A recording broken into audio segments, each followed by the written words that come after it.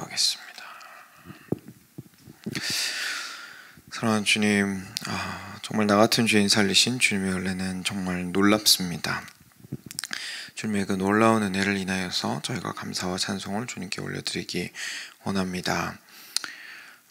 저희가 이 땅 가운데에서 숨이 붙어있는 한 살아가면서 참 주께서 주시는 힘으로 살아갈 뿐만 아니라 주님의 은혜로만 살아간다는 사실을 다시 한번 기억하게 됩니다. 하나님께서 참 죄 가운데 있을 때에 주님께서 용서를 제안하시며 또한 주께로 다시 돌이킬 것을 도전하시고 다시금 주님께로 돌아올 수 있도록 계속해서 성령을 통하여 불러주시며 주께 갔을 때에 주님께서 참 기뻐하시며 누구보다도 가장 크게 기뻐하시는 분이심을 저희로 보게 하여 주셔서 감사드립니다. 하나님, 그것을 보지 못할 때가 참 많이 있습니다. 그래서 죄를 짓고 또는 저희의 연약함으로 인하여 구석에 숨어 있을 때가 참 많이 있습니다. 아버지 하나님께서 불쌍히 여겨주시고 용서하여 주시고 저희가 참 죄를 지었을수록 오히려 주님께로 가야 한다라는 사실을 기억하고 주께 가게 되는 자들 되기를 원합니다. 이 아침 말씀을 통하여서도 저희가 동일하게 주께서 우리가 죄악 가운데 있을 때 베풀어 주시는 그 은혜들을 통하여서 저희가 큰 위로를 받고 주께 다시 나아가게 되기를 원합니다. 우리와 함께하여 주시고 우리를 불러주시고 우리를 참 안으로부터 역사하여 주사 주님을 깊이 있게 사랑하게 하여 주시옵소서. 감사하며 우리 주 예수 그리스도의 이름으로 기도드렸습니다. 아멘. 네, 호세아 계속 보겠습니다. 오늘은 2장 14절부터 23절까지입니다. 14절부터 23절까지 말씀 같이 교독하겠습니다. 제가 먼저 읽겠습니다. 그러므로 보라, 내가 그를 타일러 거친 들로 데리고 가서 말로 위로하고 거기서 비로소 그의 포도원을 그에게 주고 아골 골짜기로 소망의 문을 삼아 주리니 그가 거기서 응대하기를 어렸을 때와 애굽 땅에서 올라오던 날과 같이 하리라. 여호와께서 이르시되 그날에 내가 나를 내 남편이라 일컫고 다시는 내 바알이라 일컫지 아니하리라. 이름을 그의 입에서 제거하여 다시는 그의 이름을 기억하여 부르는 일이 없게 하리라. 그날에는 내가 그들을 위하여 들짐승과 공중의 새와 땅의 곤충과 더불어 언약을 맺으며 또 이 땅에서 활과 칼을 꺾어 전쟁을 없이 하고 그들로 평안히 눕게 하리라. 내가 네게 장가들어 영원히 살되 공의와 정의와 은총과 긍휼이 여김으로 내게 장가들며 진실함으로 내게 장가들리니 내가 여호와를 알리라. 여호와께서 이르시되 그날에 내가 응답하리라. 나는 하늘에 응답하고 하늘은 땅에 응답하고 땅은 곡식과 포도주와 기름에 응답하고 또 이것들은 이스라엘에 응답하리라. 내가 나를 위하여 그를 이 땅에 심고 긍휼히 여김을 받지 못하였던 자를 긍휼히 여기며 내 백성 아니었던 자에게 향하여 이르기를 너는 내 백성이라 하리니 그들은 이르기를 주는 내 하나님이시라 하리라 하시니라. 아멘. 너무 참 귀한 말씀인데요. 저희 오늘 하나님께서 어떻게 회복하기를 원하시는지에 대해서 같이 살펴보도록 하겠습니다. 14절에서 시작됩니다. 그러므로 보라, 내가 그를 타일러 거친 들로 데리고 가서 말로 위로하고 거기서 비로소 그의 포도원을 그에게 주고 아골 골짜기로 소망의 문을 삼아 주리니 그가 거기서 응대하기를 어렸을 때와 애굽 땅에서 올라오던 날과 같이 하리라 이야기합니다. 그래서 어제까지 이제 같이 보았던 그 본문들은 고멜과 호세아가 결혼을 해서 아이가 셋이 나왔고 그것을 통해서 하나님께서 이스라엘이 얼마나 하나님 앞에서 범죄하였기 때문에 심각한 죄를 지었는지에 대해서 제가 좀 살펴볼 수 있었고요. 그리고 나서 그들이 이제 하였던 그런 잘못들이 실제로 진심으로 하나님을 자기들을 사랑해 주었다 하나님을 향한 것이 아니라 다른 존재 우상을 향하고 있었다는 것들을 좀 살펴보았습니다. 그래서 원래 부부였는데 원래 하나님과는 부부 관계였는데 이제 그 남편을 신랑을 등지고 이제 다른 남편을 쫓아간 여인의 모습으로 이스라엘을 그리면서 이야기를 한 것이죠. 근데 놀랍게도 죄송한데 혹시 이거 히터 괜찮으시면 꺼도 될까요? 꺼주시면. 네. 제가 지금 뜨거워가지고 네. 뜨거워서 집중이 안 되는 일도 있군요.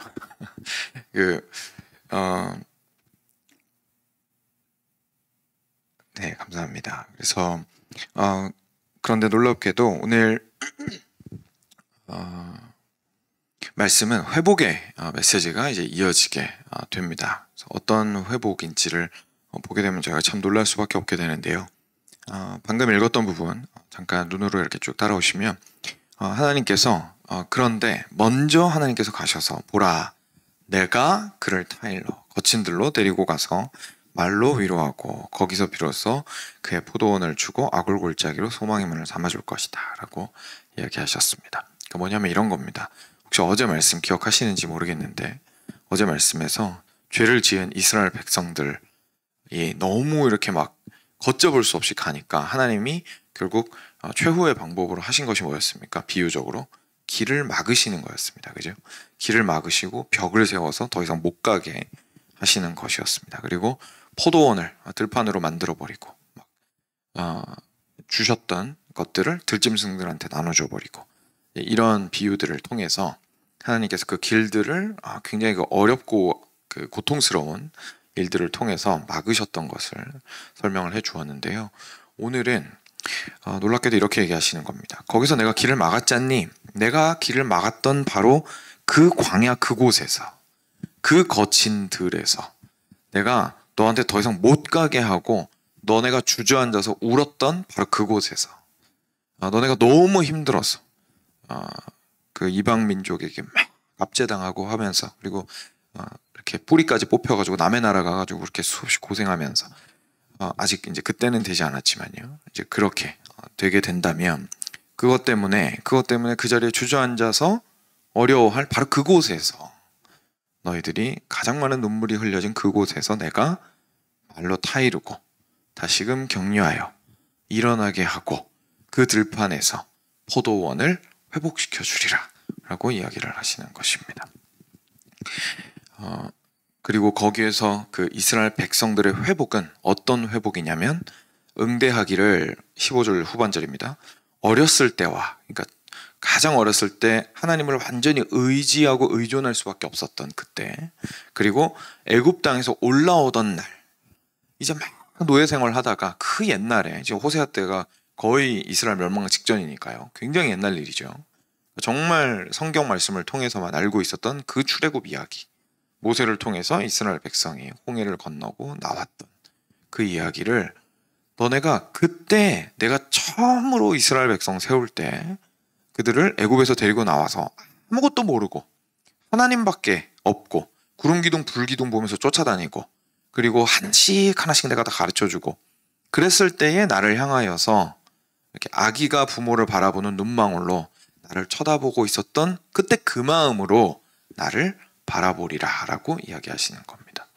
다시 말해서 하나님께서 가장 지금 현재 힘든 그 상황이 실제로 하나님께서 더 이상 죄를 짓지 못하게 하시려고 하나님께로 돌아오게 하시려고 주시는 어려움이면서 동시에 하나님께서 만나주시는 장소인 겁니다.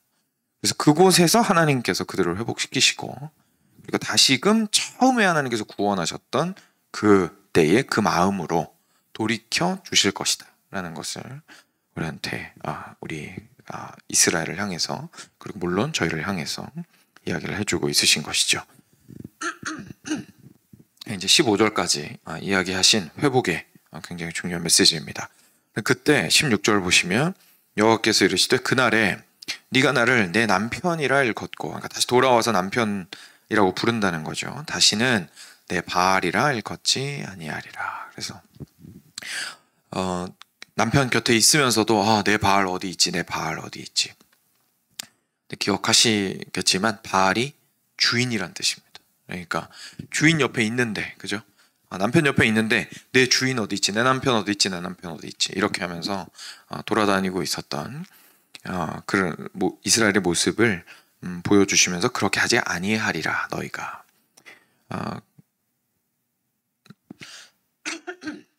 내가 바알들의 이름을 그의 입에서 제거하여 다시는 그의 이름을 기억하여 부르는 일이 없게 하리라 라고 이야기하시면서 절대로 이 주인의 자리를 내어주지 않을 뿐만 아니라 너희들을 실제로 변화시켜서 누가 주인인지 누가 남편인지 누가 너희를 지금까지 붙들고 있었는지 깨닫게 하리라. 그리고 너희가 그렇게 하게 되리라고 얘기해 주시는 겁니다. 그리고 계속해서 제가 사실 이번 주 주일에 지난 주일에 골로새서 말씀 통해서 예수 그리스도의 복음이 얼마나 큰지를 좀 볼 수 있었는데요. 여기도 비슷한 그런 이야기들이 등장을 하는 것을 지금 보게 됩니다. 계속해서 커져가는 확장되는 하나님의 이 구원 메시지를 보게 되죠. 18절입니다. 그날에는 그냥 단순히 그냥 너희만 내가 회복하는 것이 아니라 내가 그들을 위하여 들짐승, 공중의 새, 땅의 곤충과 더불어 언약을 맺으며 또 이 땅에서 활과 칼을 꺾어 전쟁을 없이 하고 그들로 평안히 눕게 하리라. 저희가 골로새서 말씀 혹시 기억하시는지 모르겠지만 예수 그리스도께서는 단지 나만 구원하러 오신 것이 아니라 결국은 온 만물의 회복을 꿈꾸고 계신다라는 것을 우리가 보았습니다. 똑같은 얘기 나오죠 지금. 그러니까 이스라엘 백성들을 데리고 와서 다시 내 신부로 회복한 다음에 그냥 우리끼리만 우리 가정 안에서만 행복하자, 우리끼리만 행복하자 이게 아니라 넘어서서 심지어 들짐승까지도 그 하나님의 질서 있는 다스리심과 평화로운 다스리심이 임할 수 있도록 그 동물과 식물들에 이르기까지도 그 베네핏을 받을 수 있도록 하나님의 그 유익을 받을 수 있도록 계속해서 흘려보낼 것이고 그들과 심지어 언약을 맺겠다고 표현을 하시죠. 언약을 맺을 것이고 그리고 지금 우리끼리만 사이좋고 끝난 게 아니라 전쟁 때문에 힘들어하고 있는 그곳에 화평이 전달되리라 라고 이야기를 하시고 있는 겁니다. 그리고 내가 내게 19절입니다. 장가들어 영원히 살되 공의와 정의와 은총과 긍휼히 여김으로 너에게 장가들며 진실함으로 너에게 장가들리니 내가 여호와를 알리라. 하나님께서 정말 하고 싶으신 말씀에 어떻게 보면 핵심에 해당되는 부분입니다. 그래서 너희가 너희의 공의와 너희의 모든 것들을 잃어버렸는데 그래서 내가 그것을 회복시켜 주겠노라. 단지 삶만 회복시키는 것이 아니고 단지 내가 너한테 잘해주는 것이 아니고 지금 공의와 여기 있는 그대로 읽을까요?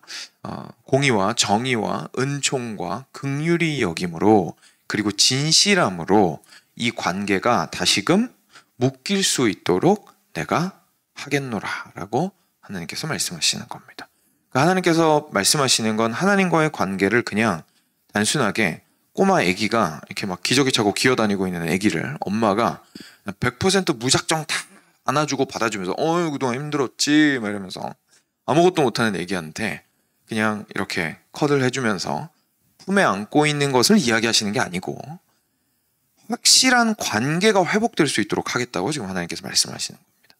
그냥 네가 내 품 안에서 아기처럼 그냥 폭한이 잠겨있고 네 맘대로 해도 되는 게 아니고 궁극적인 문제는 네가 나를 등지고 가서 네 맘대로 살았던 게 문제인데 다시금 돌아오고 난 뒤에 우리가 올바른 관계 가운데에서 이것이 다시금 부부관계가 회복될 수 있도록 공의와 정의와 그리고 사랑을 그 안에서 온전히 그리고 참된 진리를 온전히 내가 회복시켜 주리라. 그래서 그럼 관계가 어떻게 되겠습니까? 굉장히 단단해지고 튼튼해지고 아름다운 관계가 되어가겠죠. 그러니까 깐난쟁이가 엄마 품에 안겨있는 이미지라기보다는 정말 말 그대로 장성한 두 어른이 사랑할 줄도 알고 자기 자신의 삶도 돌볼 줄 아는 두 어른이 책임감 있게 서로 사랑하는 모습을 지금 현재 부부의 사랑이죠. 부부의 사랑의 모습을 통해서 지금 보여주시고 있다는 것을 저희가 보게 됩니다. 그래서 이것이 이제 하나님께서 원하시는 회복인데요. 20절에 맨 마지막에 내가 여호와를 알리라 라고 이야기하십니다. 그래서 그때가 되면 그렇게 함께 온전히 하나가 되어 아름다운 관계를 이루게 될 때에 네가 비로소 여호와를 알리라 라고 하십니다. 이런 이야기를 제 기억에 저는 한 적이 없는데 그래도 아마 많이 들어보셨을 텐데 히브리어에서 알다는 굉장히 깊은 의미를 의미합니다.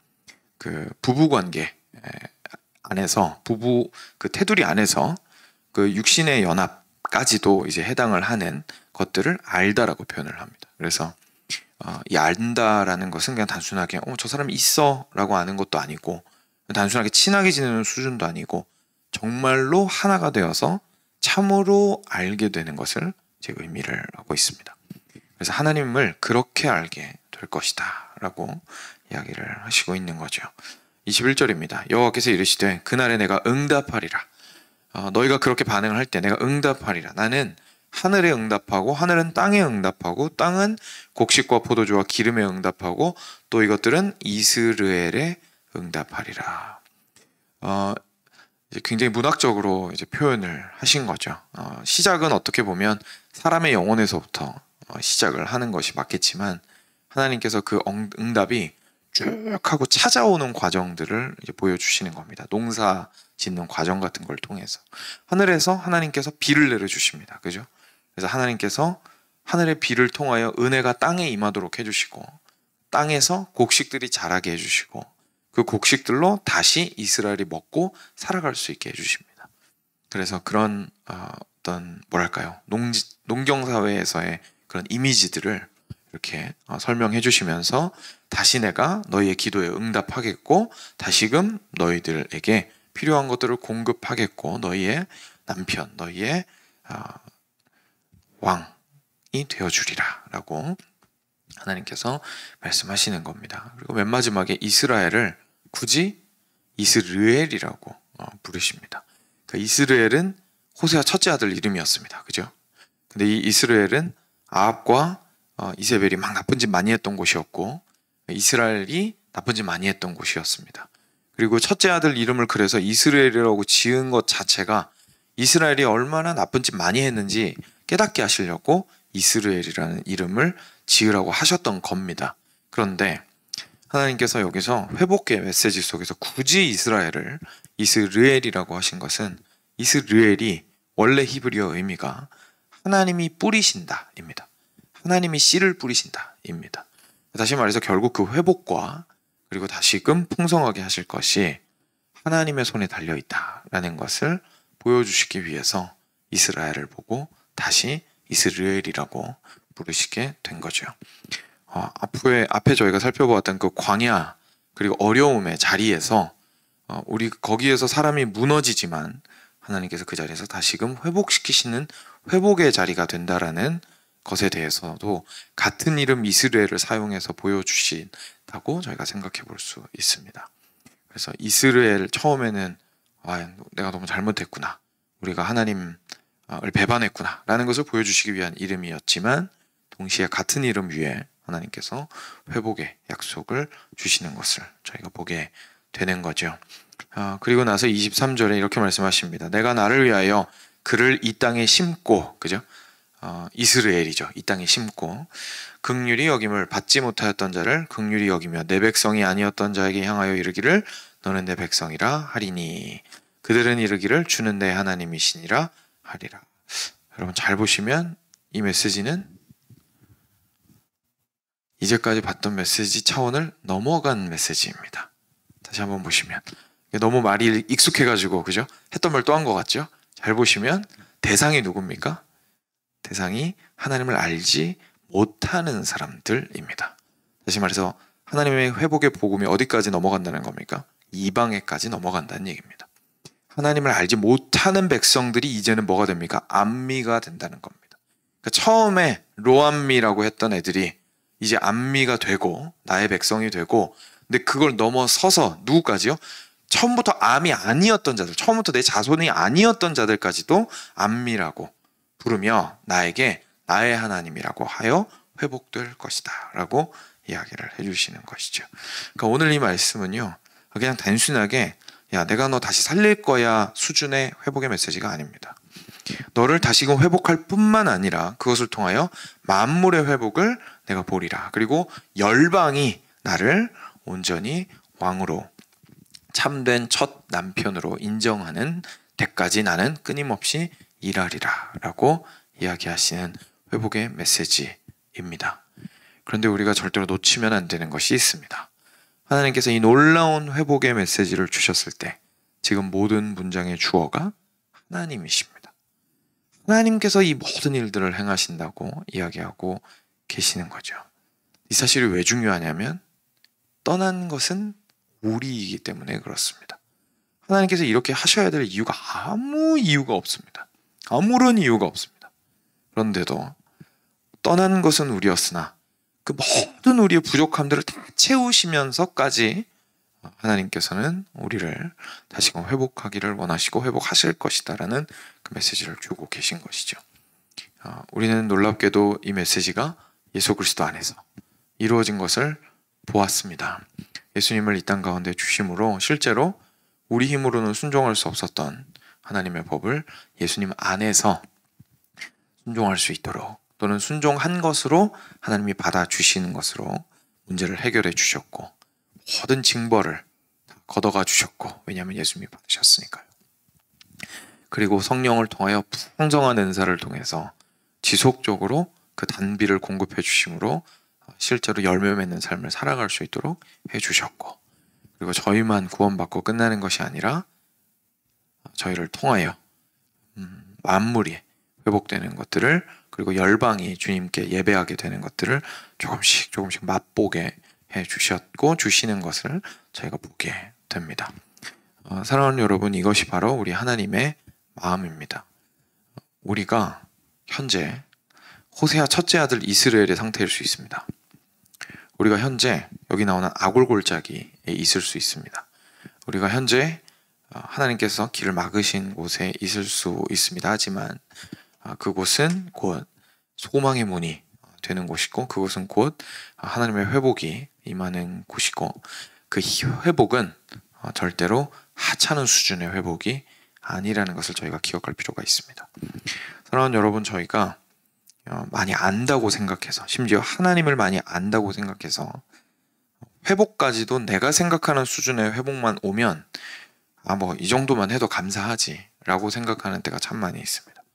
근데 하나님께서 말씀하시는 회복의 수준은 그렇지 않습니다. 실제로 회복이 온전히 되어 나누어 줄 수 있을 수준까지를 회복이라고 지금 이야기를 하고 계시고 하나님께서 그 회복을 계속해서 말씀하고 계시는 것을 그리고 이루어 가겠다고 하시는 것을 저희가 보게 됩니다. 지금 어느 자리에 계시든지 그 자리는 하나님의 은혜의 자리가 될 수 있는 자리입니다.